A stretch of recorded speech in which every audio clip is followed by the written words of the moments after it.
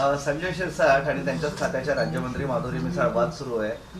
माधुरी मिसाळ बैठक घेत आहे, यावर शिरसाटांनी पत्र लिहून आक्षेप घेतलाय. तर माधुरी मिसाळांचं म्हणणं आहे की तुमची परवानगी बैठक घ्यायसाठी लागते की नाही हे मी सीएम मला विचारेल. दोन मंत्र्यांमध्ये चांगलीच जुंपली लेटरवर. मला असं वाटतं त्याच खात्याचे मंत्री तर बैठक घेऊ शकतात. उलट मी म्हणेल दुसऱ्या खात्याचे मंत्री सुद्धा अशा पद्धतीनं अधिकाऱ्यांशी काही काम असेल, काही चर्चा असेल तर ते करू शकतात. त्याच्यात फार वावगं आहे राज्यमंत्र्यांनी एखादी बैठक बोलवणं, असं मला त्याच्यातलं अयोग्य काही असं वाटत नाही. मग राज्यमंत्र्याचं काम काय?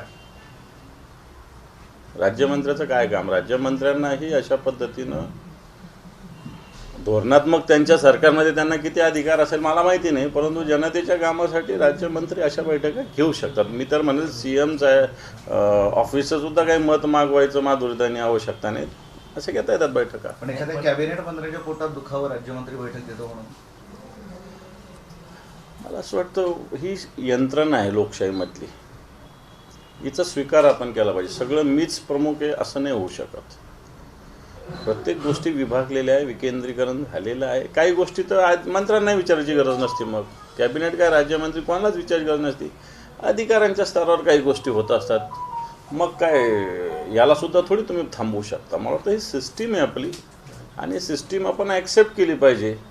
आणि याच्यातलं दोघांनी पण पत्र लिहिणं याच्यातलं महत्त्वाची चूक आहे मी म्हणेल. पण खरं तर दोघांनी एकमेकांना पत्र लिहिणं, तुम्ही एकमेकांना फोन करू शकता, एकमेकांना भेटू शकता, किंवा कॅबिनेट मंत्री राज्यमंत्र्यांना आपल्याकडे बोलवू शकतो, चर्चा करू शकतो, गप्पा मारू शकतो, चहा पाजू शकतो आणि नंतर सांगू सुद्धा शकतो.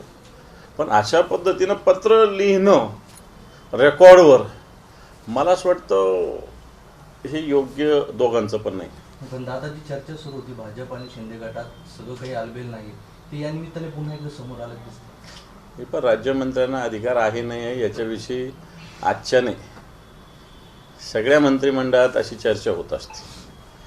सगळ्या मंत्र्यांना, कोणत्याही कॅबिनेट मंत्र्याला आपले अधिकार काही राज्यमंत्र्याकडे असावेत असं कधीच वाटत नसतं. मला वाटतं एका पक्षाचं ज्यावेळेस सरकार येतं त्यावेळेसच हा अशा पद्धतीनं होऊ शकतं. ज्यावेळेस 2-2, 3-3 पक्षाचे सरकार आल्यानंतर प्रत्येक खात्यामध्ये प्रत्येक पक्षाचा से असावा. म्हणून एखाद्या पक्षाचा कॅबिनेट असला तर दुसऱ्या पक्षाचा राज्यमंत्री सिस्टीम आता आपल्या महाराष्ट्रात काय देशामध्ये झालेली अशी सिस्टीम, मला वाटतं तिचा स्वीकार आपण केला पाहिजे. महायुतीत आलबेल नाही आहे या सगळ्या गोष्टी असं म्हणता येईल. आलबेल असल्याशिवाय असं थोडी चालतं. आता समजा मंत्री काय राज्यमंत्री फोन करू शकत नाही का? आणि खूपच करवूनच नाही द्यायचं असतं तर मला असं वाटतं संजय शिरसाट यांनी आपल्या विभागाच्या सचिवाला अशा पद्धतीनं सूचना द्यायला पाहिजे होत्या. पत्र लिहिण्याची गरज नव्हती. धनंजय मुंडे जे आहे त्यांना कृषी घोटाळा प्रकरणामध्ये क्लीन चिट मिळालेली आहे आणि वाल्मिक कराड प्रकरणाशी संबंध न आढळल्यास त्यांना मंत्रिमंडळात पुन्हा संधी द्यावी असं अजित पवारांचं विधान. हे पहा, कृषी विभागात तो भ्रष्टाचार झालेलाच आहे. क्लीन चिट कोर्टाने जरी दिलेली असली तरी नैतिकदृष्ट्या बघितलं तर कृषी विभागाचा तो घोटाळा आहेच. आणि वाल्मिक कराड कोणाचा पाठीराखा आहे सगळ्या महाराष्ट्राला माहिती आहे, फक्त परळीला किंवा बीडला नाही. आजही वाल्मिक कराड जेलमधून वेगवेगळ्या गोष्टी करत असतो. एकदा तर माझ्यासमोर एक माणूस बसलेला होता, त्याला फोन आला वाल्मिक कराडचा. मला आश्चर्य वाटलं. जेलमधून आता मी नाव नाही सांगू शकत त्या व्यक्तीचं, पण तो त्याच्या माझ्या समोर फोन आलेला मी पाहिलेला आहे. कोणाला कसं सांगू? आणि सांगण्याचा मुद्दा हा की अशा व्यक्ती ज्यावेळेस असे गुन्हे करतं त्यावेळेस मोठा सपोर्ट असतो आणि हा धनंजय मुंडेंचा आहे, काही लपून राहिलेलं नाही. त्यामुळे मला असं कदापि वाटत नाही की अजितदादा जरी बोलले असतील तरी अशा पद्धतीनं धनंजय मुंडेंना मंत्रिमंडळात घेतलं जाईल. म्हणजे वाल्मिक कराडांचा जेलमधून फोन आला होता तुमच्या समोर बसलेले? हो, आला होता. हा गंभीर प्रकार, याच्या आपण काही तक्रार चालूच आहे. हे चालतंच आहे, हे चालतंच आहे. म्हणजे वाल्मिक कराड अजूनही जेलमधनं लोकांना हो, बिलकुल करतो, बिलकुल करतो. तुम्ही याच बघतो की काही या प्रकरणात चौकशी व्हायला पाहिजे ना. मी 4 महिन्यापूर्वी सांगितलं होतं, 3 महिन्यापूर्वी चौकशी झाली पाहिजे. काय तिथं सगळंच सरकार त्यांना हे करतात, मग हे राजकीय सपोर्टशिवाय थोडी होऊ शकतं सगळ्या गोष्टी. आणि म्हणून धनंजय मुंडेंचा इथं सगळीकडे रोल आहेच आहे. महाराष्ट्रामध्ये 6,000 कोटींचा रुग्णवाहिकेचा घोटाळा झालाय असा रोहित पवारांचा आरोप आहे. नाही, मला त्याच्यातलं डिटेल्स माहिती घ्यावी लागेल, घोटाळा कसा झाला, काय झाला. परंतु अशा पद्धतीनं जर काही झालं असेल तर त्याला निश्चित आम्ही विरोध करू, परंतु या विषयाची माहिती घेतलीच पाहिजे. तेच रोहित पवार म्हणताय की मंत्र्यांचे फोन टॅप होत आहे, मोबाईल त्यामुळे आम्हाला बंद ठेवावं लागतंय, अशी परिस्थिती आलेली आहे. मला असं वाटतं आपण ज्या गोष्टी बिनधास्त बोलत असू, बिनधास्त करत असू, तर आपला मोबाईल टॅप कोणी केला काय, त्याने फरक काय पडतो. आपण काय चोऱ्या करतो का गुन्हे करतो. त्यामुळे रोहित पवारांना सजेशन देईल की असे फोन टॅप झाले तर घाबरायची काय गरज आहे. आपण चुका करतच नाही तर घाबरण्याची काय गरज आहे. करा, उलटं तर करा म्हणून सांगावं, काय प्रॉब्लेम त्याला. बरं, त्या बहुचर्चित लाडकी बहिणीमध्ये 15,000 पुरुषांनी पण लाभ घेतल्याचं पुढे आलेलं आहे. सरकारनेच पुढे आलं पैसे दिल्यानंतर. हे पहा, हे सगळं मतासाठी त्यावेळेस केलेली योजना आहे. आता तिच्यातले लूपहोल्स समोर येत आहेत. नियम कायदे त्यावेळेसही होते, परंतु ते पाळले गेले नाही. सरसकट मताच्या प्रलोभनाने सगळे फॉर्म स्वीकृत केले आणि त्यात आता पुरुषांचे झाले असं तुम्ही सांगताय. सरकारने जर पुढे आणलं असेल तर मला असं वाटतं या सगळ्या गोष्टी गंभीर आहे. आता याच्यातून कोणाला वसूल करावं न करावं, अधिकाऱ्याने नीट फॉर्म भरले नाही भरले, या सगळ्या गोष्टी तर चौकशीच्या आहेत. 26 जुलै 2005, 20 वर्ष पूर्ण झाले आज. मुंबई वाहून गेली होती. वाटतंय तुम्हाला मुंबई आता त्या धोक्यापासून दूर आहे? आता हे पावसाचं प्रमाण आणि पाऊस कोणत्या वेळेला येतो त्याच्यावर या सगळ्या गोष्टी असतात. मुंबई समुद्राच्या किनाऱ्यावर आहे. भरतीची वेळ, ओहोटीची वेळ, या काळात पाऊस कोणत्या वेळ झालो त्याच्यावर या गोष्टी अवलंबून असतात. आणि मधल्या काळात ह्या सगळ्या 20 वर्षापूर्वी झालेल्या घटनेनंतर मधल्या काळात माननीय उद्धवजींच्या नेतृत्वाखाली, आदित्यजींच्या नेतृत्वाखाली अनेक त्याच्यासाठी उपाययोजना या मुंबईमध्ये केलेल्या आहेत. त्या नीट जर वापरल्या तर मला असं वाटत नाही की पुन्हा 20 वर्षापूर्वीची आठवण मुंबईकरांना होईल. दुसरं एक महत्त्वाचं आहे की संजय राऊत म्हणाले फडणवीसांच्या मंत्रिमंडळातील 75% मंत्री युजलेस आणि दरोडेखोर. कोण म्हटलं?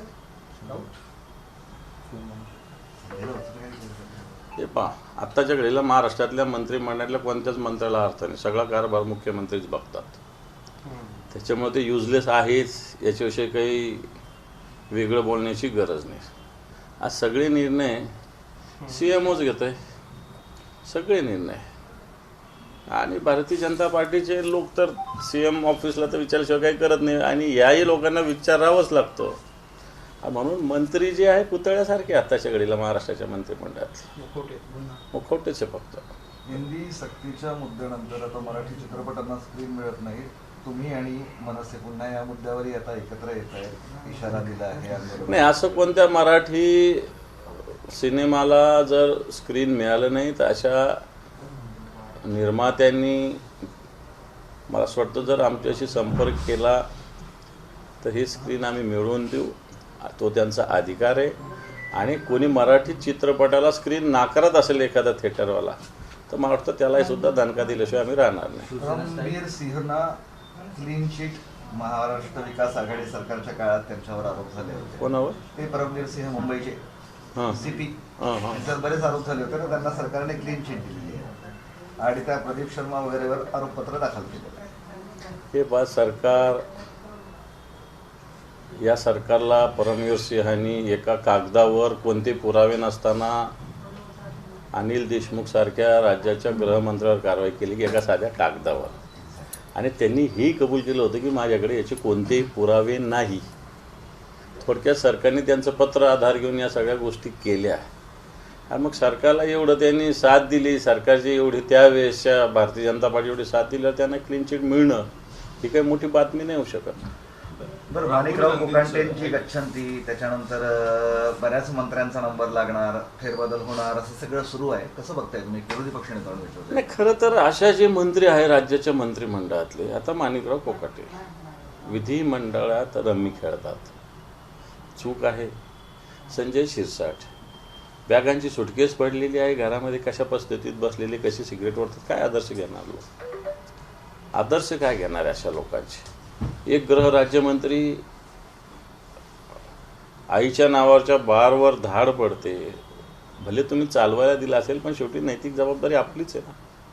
आपण असे लोक मंत्रिमंडळात जर असल्यावर ते मंत्रिमंडळ मला वाटतं तसंच आहे. दादा, काही फोटोग्राफ्स तुम्ही बघितले, संभाजीनगरच्या त्या महिलेला प्रचंड मारहाण झाली आहे, पोलिसांची कुचराई दिसते. मी जे बघितलं, एक महिला सातारा परिसरातली शिंदे नामक शिक्षिका आहे माझ्या माहितीप्रमाणे, यांची मुलगी आणि दुसऱ्या एका पालकाची मुलगी यांचे काही शाळेत वादविवाद झाले. शाळेतल्या शिक्षकांनी ते सोडवले सुद्धा माझ्या माहितीप्रमाणे. प्रश्नही मिटला, परंतु एका मुलीच्या पालकांनी एका मुलीच्या पालकांच्या घरी जाऊन ज्या पद्धतीनं मारहाण केली आणि पोलिसांनी अजूनही त्याची दखल पाहिजे तशी घेतली नाही. मी या मारहाणीचे फोटो व्हिडिओज बघितले, अतिशय वेदनादायी फोटो आहे ते. एका महिलेचे अशा पद्धतीनं मारहाण करणे चुकीचं आहे. पोलिसांनी कारवाई करण्याची आवश्यकता आहे. जर अशाच पद्धतीनं गुंडागर्दी समाजात चालली राहिली, लोक कोणी कोणाच्या घरात जाऊन घुसून मारहाण करत राहील तर कायद्याचं राज्य आहे का? आणि म्हणून मी पोलिसांशी संपर्क साधलेला आहे.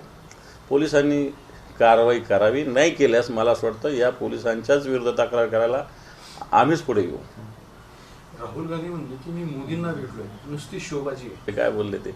शोबाजीशिवाय या देशामध्ये 11 वर्षांनी काय चालू आहे? या देशात 11 वर्षांनी काय चालू आहे? शोबाजीशिवाय.